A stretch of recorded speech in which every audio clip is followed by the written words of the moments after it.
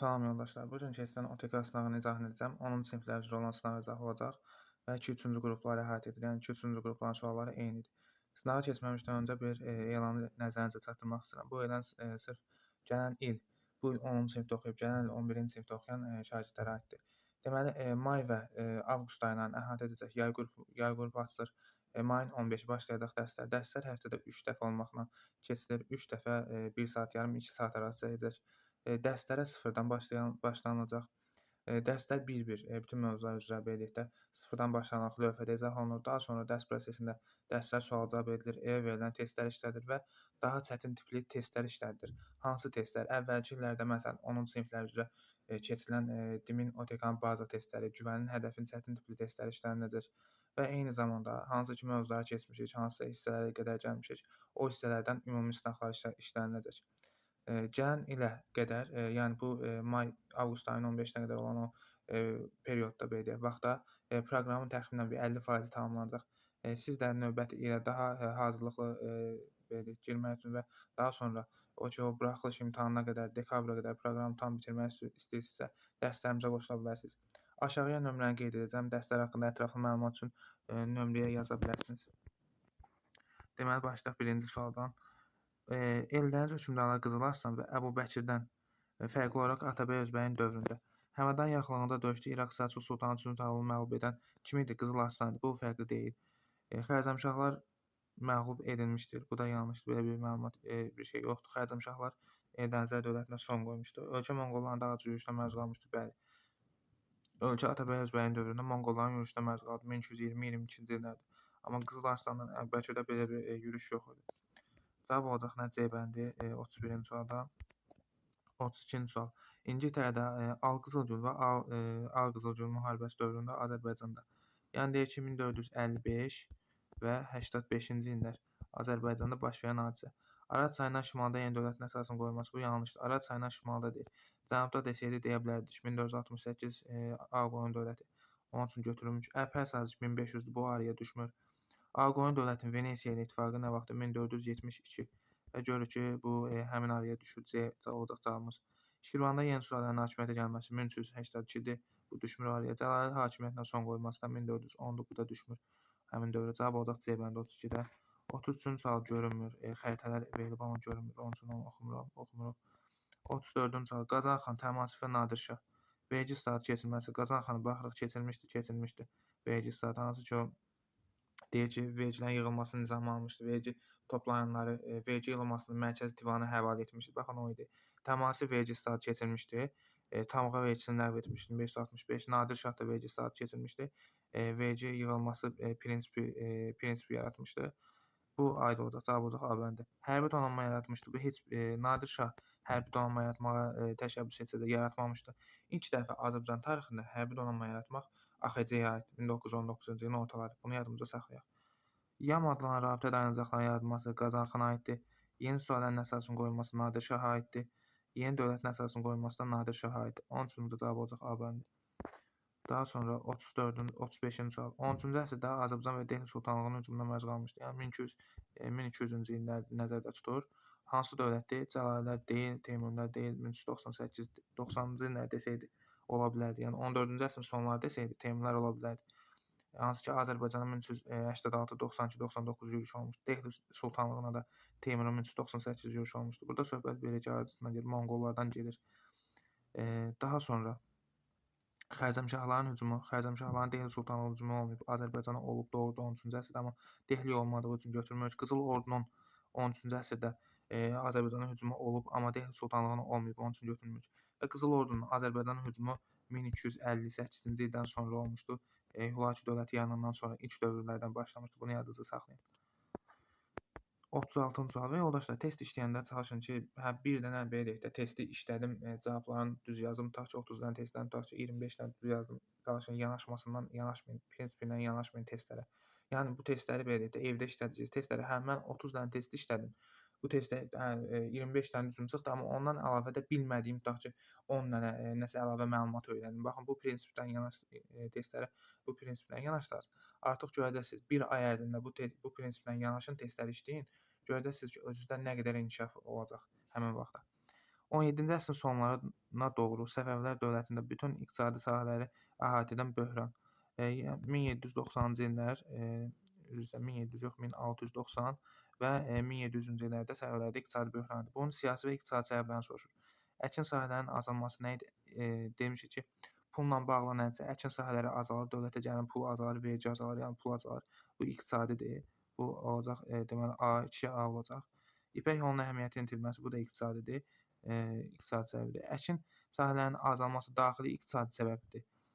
İpək yolunun əhəmiyyətinin itirilməsi isə xarici iqtisadi səbəb olacaq. Səbəbi Osmanlı müharibəsi aid deyil.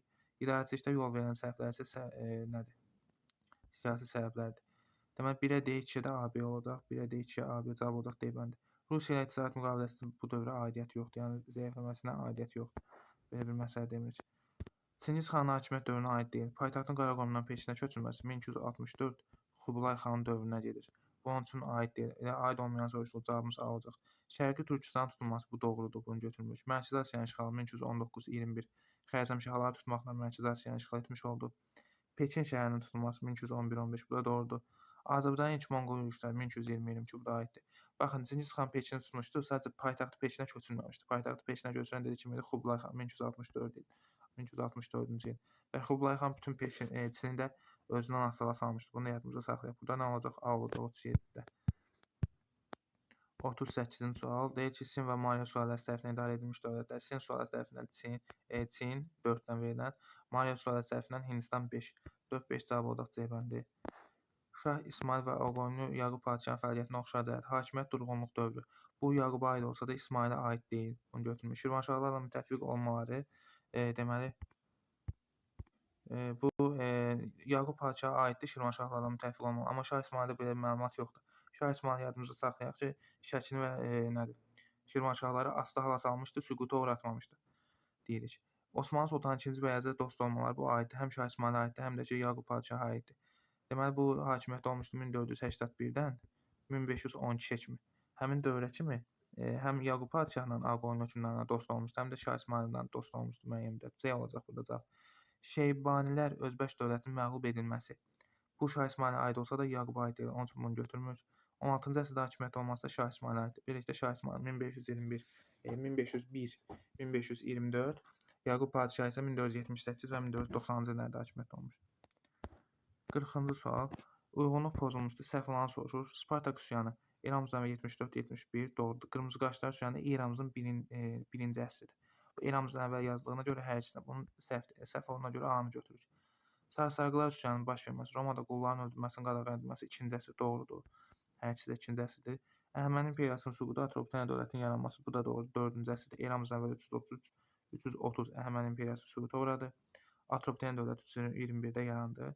Maqneziya döyüşü, Maliyyə sülaləsinin süqutu eramızdan əvvəl 2-ci əsr. Bu da doğrudur. 190-cı il eramızdan əvvəl aiddir. Fraspa döyüşünün baş verməsi 36, Böyük Hun dövlətinin parçalanması eramızdan əvvəl 58. Hər ikisi də eramızdan əvvəl 1-ci əsr aiddir. Bu da doğrudur. Bizdən yanlış olan soruşur deyə A variantını götürdük. Albaniya Mehranilər sülaləsi. Mehranilər sülaləsi deyirsə, buradan yazırıq test işləyəndə 630-705. Baxın yoldaşlar, test işləyəndə çalışın bir dənə yanınızda həmişə ümumiyyətlə bir dənə dəftəriniz olsa yaxşı olar. Dəftəriniz yoxdursa belə bir dənə yanınızda qaralama vərəq olsun. Bu testləri işləyəndə mütləq illərini yazın. Yuxarıdan yazın ki, məndən nəyi soruşur. Və yaxud da testdə deyir ki, 6-cı əsrin 2-ci yarısı 550 plus yazın. Konkret gözünün qabağında olacaq ki, mən 550 plusu axtarıram. 550 600-cü illərə qədər olan hadisəni axtarıram. Və yaxud da deyir ki, məsələn, hansısa bir dövrün, tutaq ki, 7-ci əsrin 1-ci illidir. Yazın 600-625. Mən bu illər arasını axtarıram. Yəni onda daha tezdir, tapmaq rahat olur və səhvlərinizi tam şəkildə azaltmış olursunuz. Deməli ki, Uşadın başçılığı üsyanı 639-dur. Bu intervala düşür. Yəni bu dövrə düşür. Cavabımızın biri 1 olur. Ərəblərin əhalinin siyah yanması 725-dir. Əməvilər sülaləsi dövründə. Bu aid deyil. Frank dövlətinin imperiyaya çevrilməsi 800-dür. Bu da aid deyil. Bu da 800-dür, aid olmur. Göytürk dövlətinin yenidən bərpa olunması və yaxud da ikinci Göytürkün yaranması 682-dir. Bu da aiddir. Cavab nə olacaq? Cavab olacaq deməli 1 və 4 B bəndi. Daha sonra baş vermişdi. Qaraqoyunlularla Teymurlər arasında Herat müqaviləsi 1459-dur. Cahanşahın dövründə bağlanmışdı. Biri. Qazan xan kəndliləri torpağa təhkim etməsi 1303-dür. Deməli, daha sonra deyirsə B getdi, daha sonra hələ A qalıb.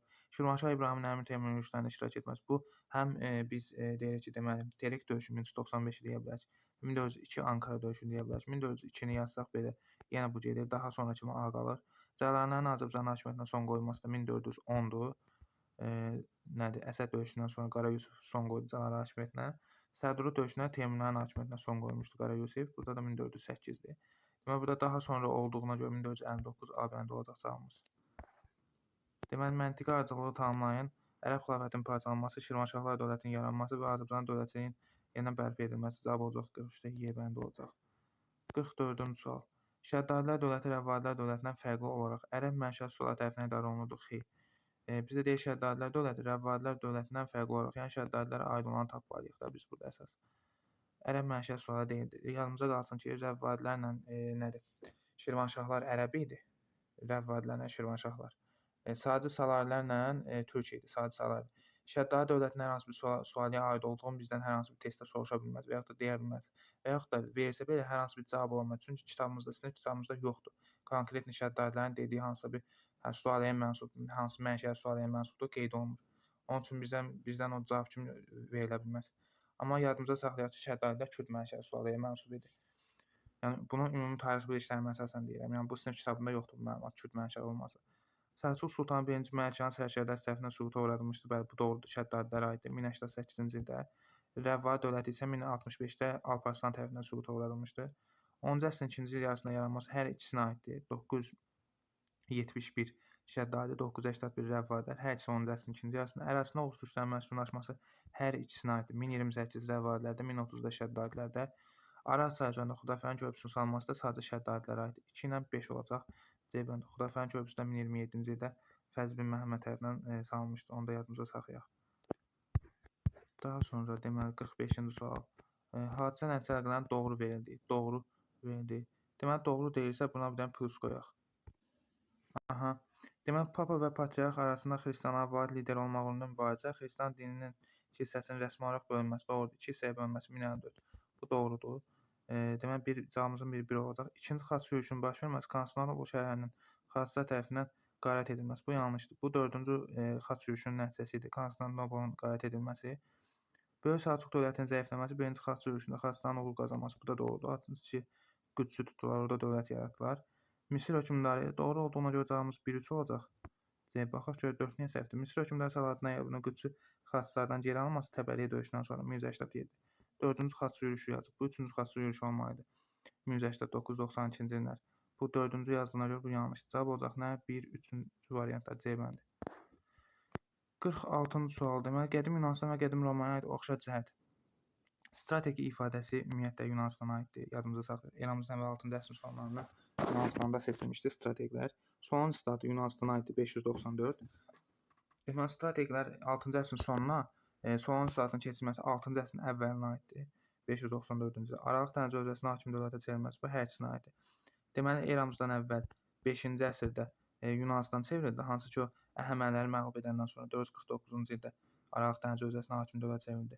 Eramızdan əvvəl 2-ci əsrdə isə Roma çevrilmişdi, hansı ki Makedoniyanı Yunanistanı tutdu və eyni zamanda Pun müharibələrində qalib gəldi Karfagenə. Baxın o cavab C olacaq. Xalq tribunları sadəcə Romaya aiddir deyil. Pun müharibələrinin baş verməsi sadəcə Romaya aiddir. Oxşar kimi götürülür. 47-ci sual. Xatın Azərbaycan xanına aid xüsusiyyət verilməyib. Xat Narxı döyüşü 1757-ci ildə deməli Məhəmməd xan Qacar Qarabağ xanlığına hücum edir və bu vaxtı Pənahəli xan idi Qarabağ xanı. Buna aid məlumat verilib deyə bunu götürmür və Pənahəli xan Məhəmməd Həsən xan Qacarı məğlub edir. Azərbaycan şimal şərqini birləşdirmişdi. Qubalı Fətəli xan birləşdirmişdi. Bu getdi. Qarabağ xanlığına Astala salmışdı. Urmiyalı Fətəli xan.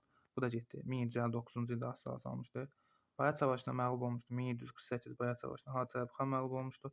Bir dənə İbrahim Xəlil xana aid heç bir məlumat yoxdur. Cavabımız olacaq A variantı. 48-ci sual. 14-cü əsrin ikinci yarısı. Baxın, dedik də 14-cü əsrin ikinci yarısı dedik. 1350 plus götürürük. Deyir fərqli olaraq birinci yarısında, yəni 1300 plusda olanı götürməliyik. Bizdən deyir 1350-dən fərqli olaraq 1300-cü illərdə olanı götür.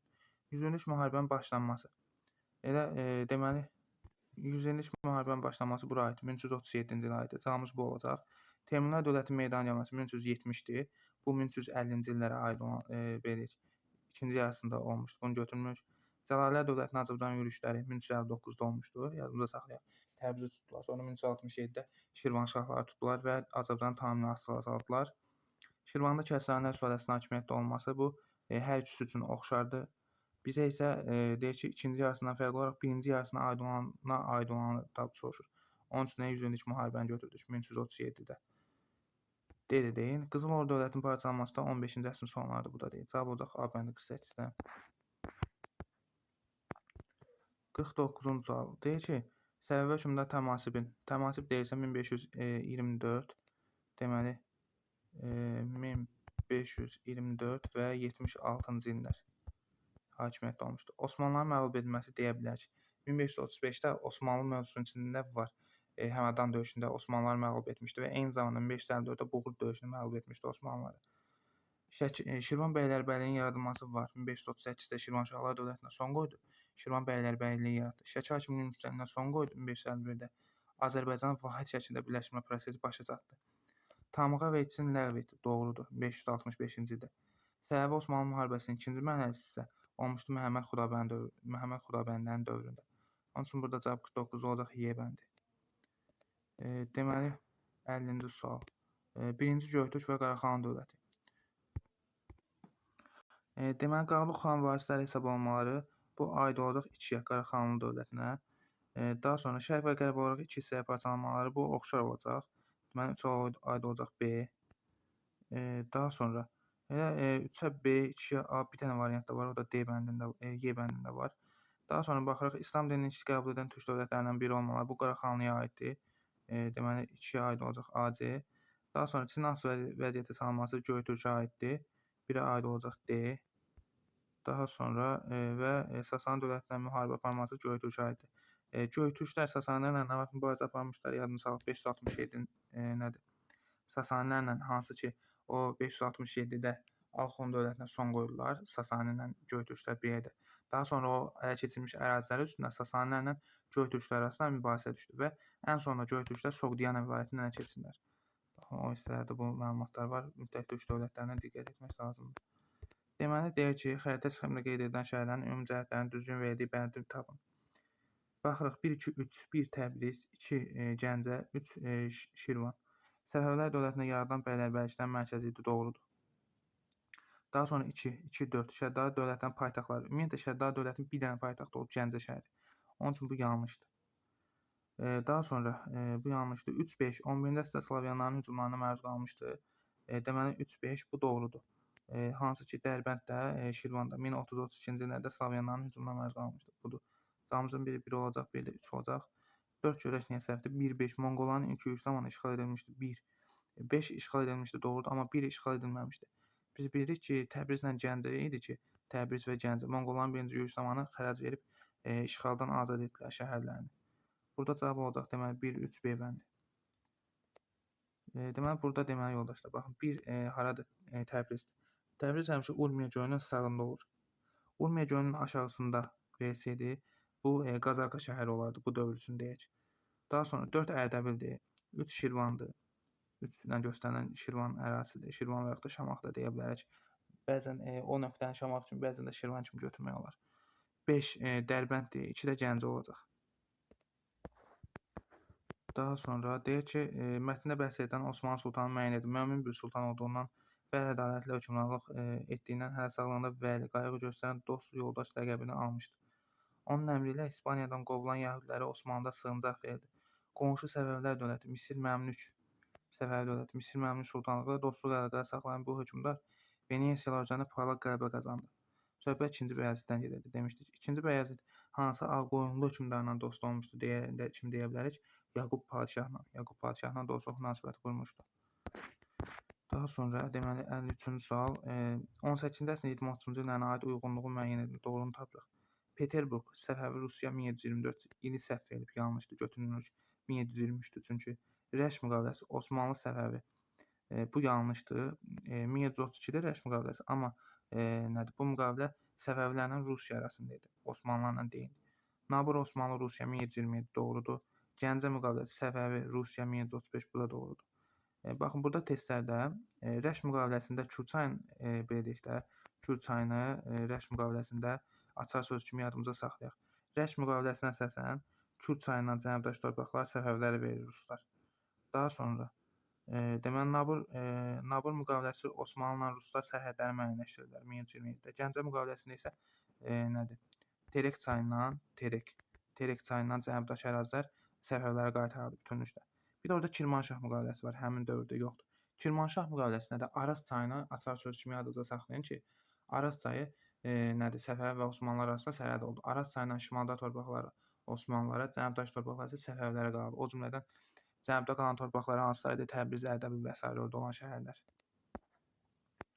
54 daş dövrünə aid ilk ictimai əmək bölgüsünün baş verməsi. Bu erkən Tunsluğa aid deyil. Toxuculuğun yaranması aiddir Neolit dövrü. Şəhər tipli yaşayış məskunları Orta Tunsluğa aid deyil. İbtidai ikinci Mezolitdir.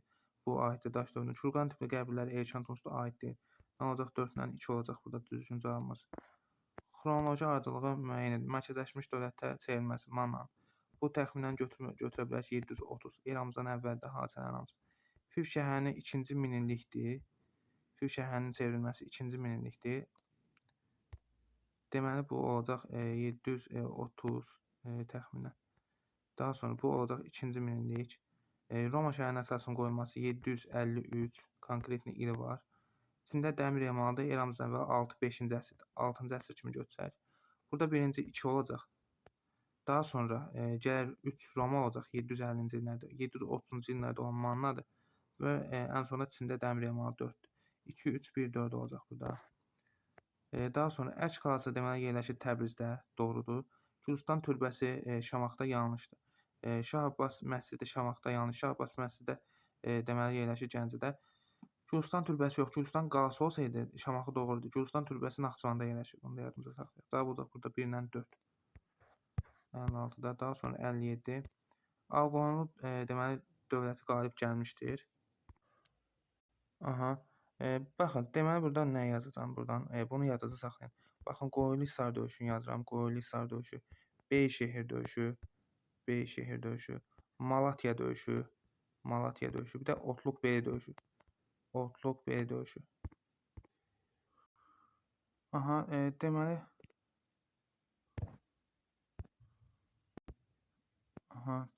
Deməli burada nə olacaq? Ağqoyun dövləti deməli qalib gələn döyüşlər. Burada olacaq deməli Otluq-Beli döyüşündə Ağqoyunlular məğlub olmuşdular. Qoyun-Hisar döyüşündə Ağqoyun dövləti yox idi. Bunu da aid etmirik. Samur çayı yaxınlığında döyüşdə Ağqoyunlular aid deyil. Ağqoyunlar bu Qaraqoyunlular Səfəvərləri məğlub etmişdi. Malatya döyüşü. Burada Ağqoyunlular deməli Osmanlıları məğlub etmişdi. Bura aid olacaq D. Bir də Səfəvilərə aid olacaq Şəməs döyüşü Y. Malatya 1473 olmuşdu. Şəməs döyüşü də 1494-cü ildə olmuşdu.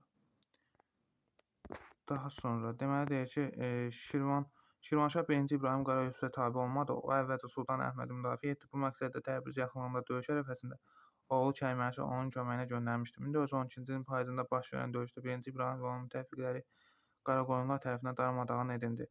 Əsir düşən 1-ci İbrahim Qaraqoyunlu dövlətinin asılılığını qəbul etdi və beləliklə Qara Yusif öz hakimiyyətini Azərbaycanın şimal torpaqlarında yaymış oldu. Söhbət hansı döyüşdən gedir? 1412 Kür sahili döyüşdən gedir. 58-də deyir ki, mətndə hansı döyüşdən gedir? Kür sahili olmalıdır. 59. Şirvanşah 1-ci İbrahim mətnində göstərilməyən diplomatik səhvini bir cümlə ilə yazın. Deməli, bu səhv nə idi? Şərqi Gürcüstanı tutması olacaqdı. 1407-ci ildə Şərqi Gürcüstanı tutmuşdu. O diplomatik səhvlərindən biri o idi. Daha sonra 60. Tarixi bilgilərinizə əsasən mətndə göstərilən döyüşdə Şirvanşahların 2 müttəfiqini müəyyən edin. Bu Şəki hakimi və Gürcü hökmdarı 2-ci İraqdan yazmaq olardı. Gürcü hakimi, Gürcü hökmdarı. Üçüncü burada deməli deyir ki, tarix bilgilərinizə əsasən mətndə göstərilən döyüşdə Şirvanşahların 2 müttəfiqinin adını yazın. Şəki hakimi Seyid Əhməd dedik. Bir də Kaxet Yeçəri və yaxud da Gürcü çarı Konstantinin adını göstərmək olardı. Bunlar belə də İbrahimlə birləşmiş Şəkidə Qara Yusifə qarşı vuruşdular. Daha sonra məğlub oldu. Hətta deyilir ki, burada Gürcü çarı və Kaxet Yeçəri Konstantin öldürülmüşdü.